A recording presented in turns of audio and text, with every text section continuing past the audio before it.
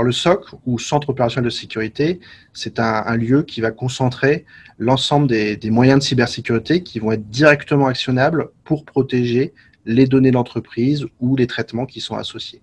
Alors généralement, le SOC, il va naître d'un besoin réglementaire, d'un enjeu de protection des données, et également pour mieux maîtriser les évolutions d'un point de vue cybersécurité du système d'information.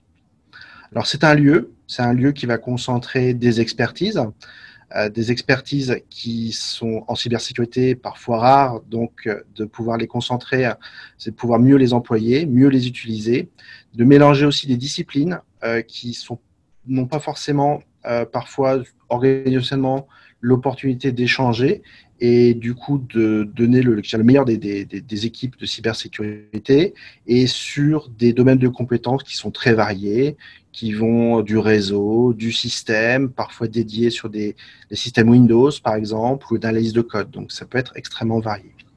Ensuite, le SOC va concentrer aussi des outils. Les outils, généralement, ils vont avoir deux vocations. Une vocation à avoir une vision plus centralisée des aspects sécurité de l'entreprise et également qui vont permettre d'homogénéiser les différents outils qui vont être gérés au niveau du SOC.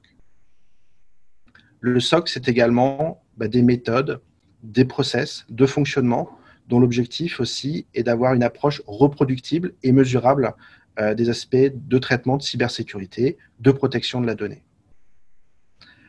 Le SOC, généralement, est indissociable du périmètre que l'on va lui définir. Alors, le périmètre qui peut être technique, mais aussi organisationnel. Un SOC peut être, par exemple, global à une entreprise ou spécifique à une région géographique ou à une organisation au sein de l'entreprise. Il peut être aussi dédié à des aspects très spécifiques, par exemple des applications au niveau de l'entreprise. C'est pour ça que le périmètre du SOC, c'est généralement un aspect qui est très important dans sa définition.